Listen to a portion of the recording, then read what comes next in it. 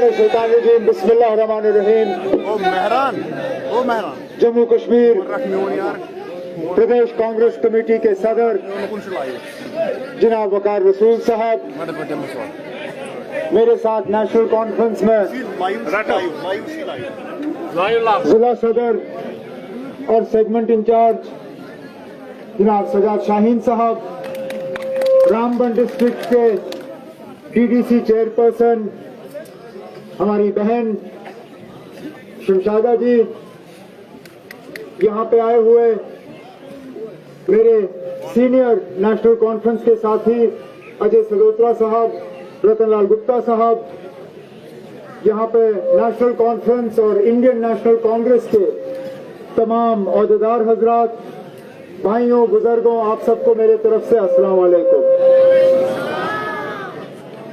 अभी 2 दिन नहीं हुए नेशनल कॉन्फ्रेंस के तरफ से मुझे बानेहाल के लोकसभा सीट पर लड़ने की हिदायत दी गई, लेकिन मैंने अपना इलेक्शन एक तरफ रख के पहले यह जरूरी समझा कि मैं चुनाव वादी में आऊं और यहां लोगों को मौजूदा हालात के बारे में खबर पहुंचाने की कोशिश करूं।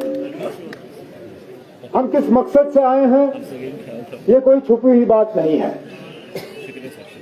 यहाँ पे 19 तारीख को वोट पड़ने हैं। बानिहाल, खड़ी, चुनाववादी, उधमपुर के लोगों ने ये तय करना है कि उनका नुमाइंदा यहाँ से दिल्ली कौन होना चाहिए जो यहाँ के लोगों के जज्बातों की तर्जुमानी कर सके। और सीधा सीधा आपके सामने दो उम्मीदवार, दो तरह के सोच हैं। उम्मीदवार बेशक अलग हो सकते हैं, लेकिन जब आप इन उम्मीदवारों को तोलोगे तो इस वाले की कम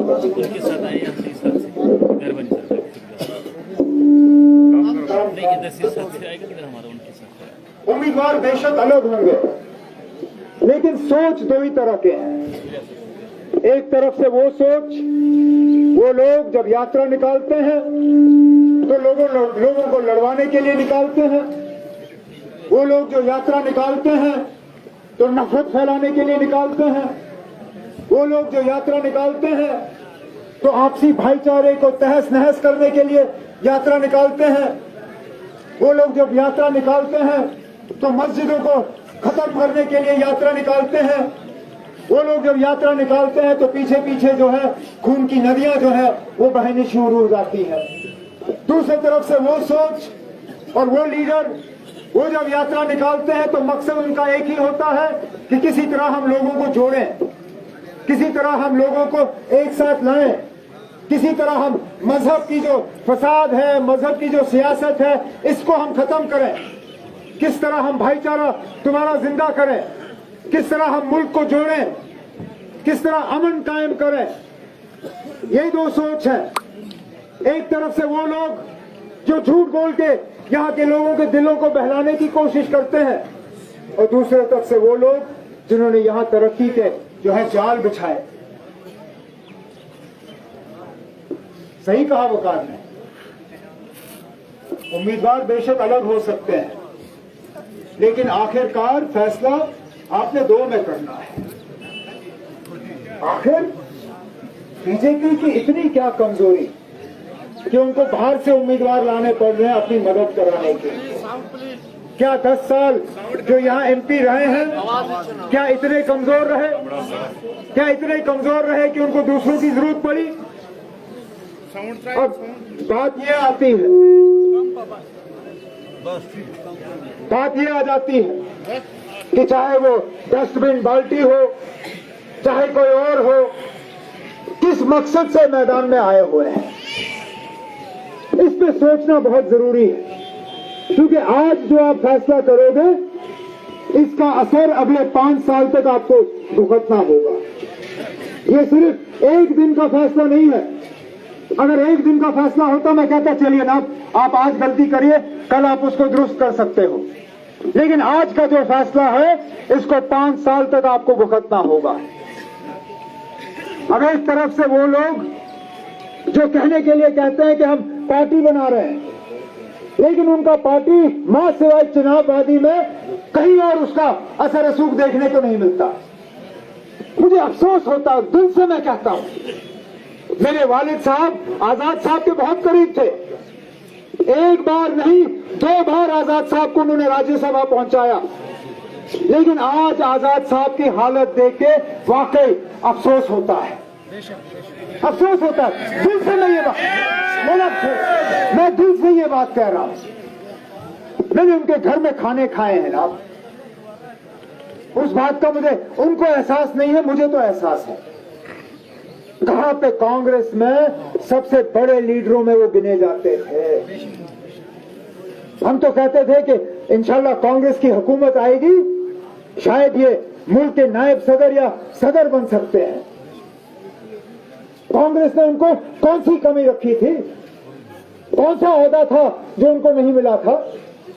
जितनी मेरी सियासी करियर है, जितनी मेरी जिंदगी है, शायद उतना वो वर्किंग कमेटी के मेंबर रहे, वहां मुल्क के लीडर थे। आज एक पार्लिमानी हलके के लीडर रह गए, एक पार्लिमानी हलके के लीडर रह गए जनाब। जब कांग्रेस से निकले थे क्या कहा था? कहा था मैं जम्मू कश्मीर से शुरू कर रहा हूं, लेकिन एक नेशनल पार्टी बना रहा हूं।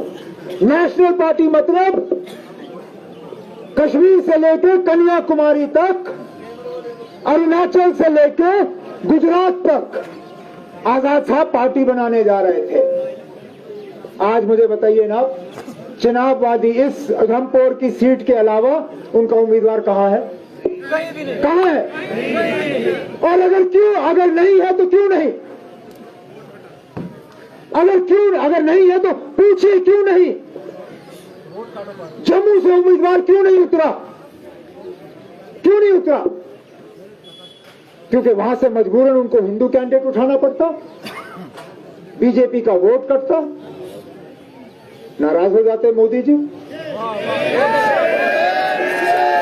अनंतनाग, जिस अनंतनाग की सीट के लिए खुद आजाद साहब की पार्टी ने उनके नाम का ऐलान किया था।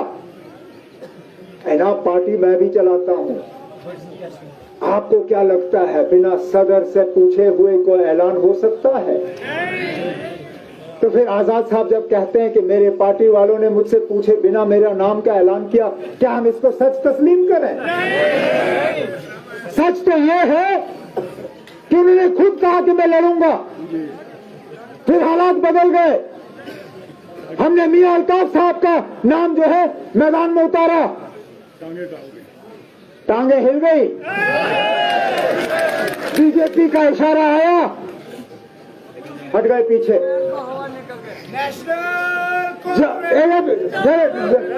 जम्मू से कोई उम्मीदवार नहीं, अनंतनाग से कोई उम्मीदवार नहीं, श्रीनगर से कोई उम्मीदवार नहीं, बारामूला से कोई उम्मीदवार नहीं। उम्मीदवार उतारा तो सिर्फ उधमपुर की पार्लिमानी सीट से, और चुन के भी उम्मीदवार उतारा कि यहां पे चुनाववादी के वोट जो है वो बढ़ जाएं।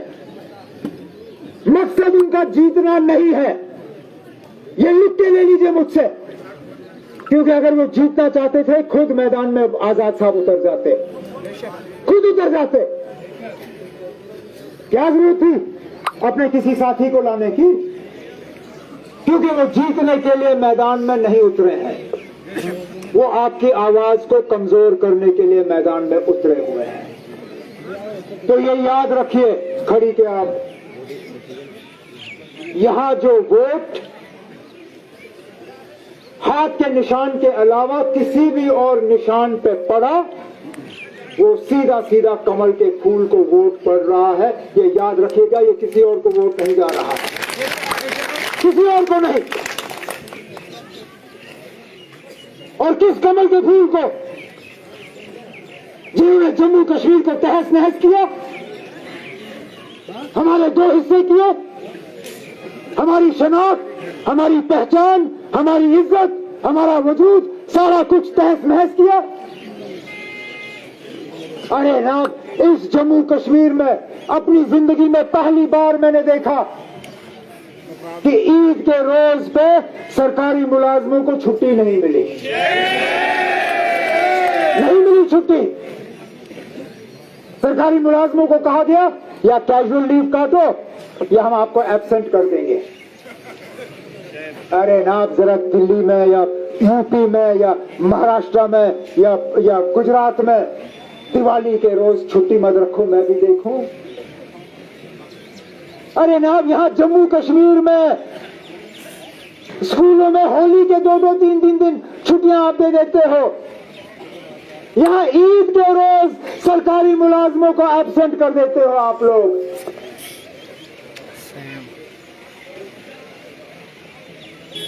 जुमा की नमाज अदा करने वाले नमाजियों को सजदा करते वक्त पुलिस से आप लात डलवा देते हो। इफ्तारी के बाद हमारे बच्चे यूनिवर्सिटी के बाहर से आए हुए गुजरात में तालीम हासिल करते हुए तरावियों के दौरान पीट पीट के उनकी वो हालत की कि उनको अस्पताल पहुंचा दिया गया। क्या खता थी उनकी? यूनिवर्सिटी में नमाज पढ़ने की कोई जगह थी नहीं। अपने हॉस्टल के बाहर जिस तरह हमारा करना है, जमा हो गए और तरावियां पढ़ रहे थे, पीटा उनको। यहां जुमतुल विदा को आपने दरगाह हजरत पर देखा होगा, मैं खुद वहां मौजूद था। अपनी मर्जी से एक आदमी ने इस्लाम कबूल किया, मर्जी से। मैं बैठा था वहां पे, इमाम साहब ने एक बार नहीं 4 बार उससे पूछा, क्या आप अपनी मर्जी से इस्लाम कबूल कर रहे हो? कहा हां। कहा क्या आपको किसी ने कोई रिश्वत दी? कहा नहीं। कहा किसी ने आपको डराया धमकाया? कहा नहीं। कहा किसी ने आपको कोई लालच दी? कहा नहीं। पूछा क्या आप दिल से कबूल कर रहे हो? कहा जहां मैं दिल से इस्लाम कबूल कर रहा हूं। कहा ठीक है। फिर किलमा पढ़वाया, उसको मोहम्मद फारूक का नाम दिया और वो मुसलमान बना। बीजेपी को ये बात पसंद नहीं आई। क्या किया इमाम साहब को? दूसरे दिन उठा के उसको कहीं और पहुंचाया। ईद की नमाज वहां इमामत करने की उसको इजाजत नहीं दी। और फिर ये कहते हैं कि यहां से बीजेपी जीतनी चाहिए। इस बीजेपी ने जम्मू कश्मीर के लिए किया क्या? कौन सा नया प्रोजेक्ट यहाँ है?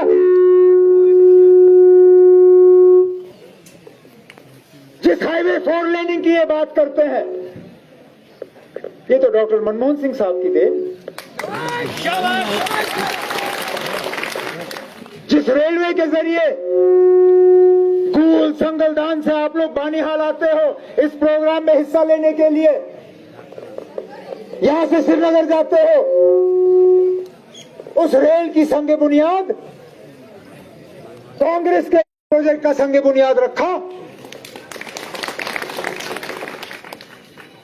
नए जिले,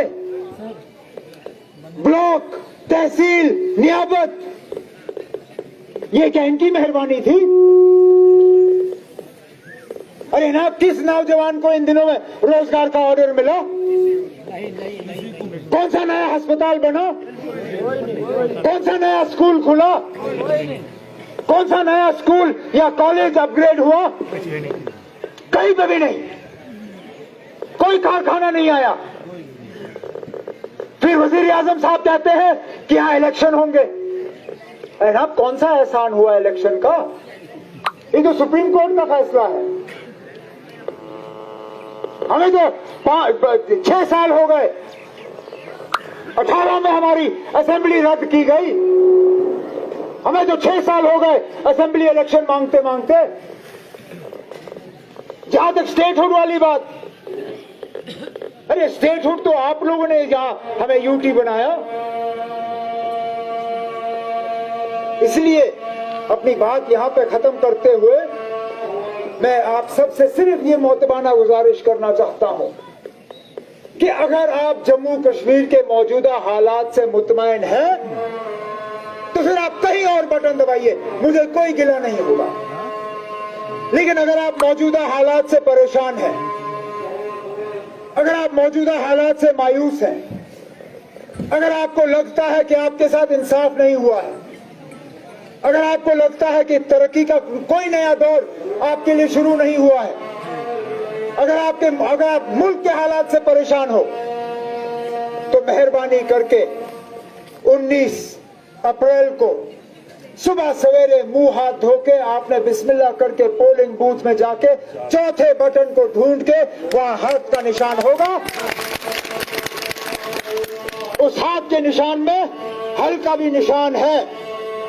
मिलके हम ये इलेक्शन लड़ रहे हैं क्योंकि हमने मुल्क में वो ताकतें हरानी है जिन ताकतों ने यहां सिर्फ नफरत और जहर भुगोने का जो है काम किया हुआ है। अब इस उम्मीद के साथ कि मेरे नेशनल कॉन्फ्रेंस के साथी आज से लेकर 19 तारीख तक मुकम्मल इस कोशिश में लगे रहेंगे कि एक एक वोट यहां से हाथ के निशान पे जाके इंडिया अलायंस के उम्मीदवार को यहां से कामयाब करके भेजेगी। मैं आप सबसे इस बात पे इजाजत चाहता हूं, इस उम्मीद के साथ कि इलेक्शन के बाद हमें दोबारा मुलाकात का मौका हासिल होगा। बहुत बहुत शुक्रिया। अस्सलाम वालेकुम।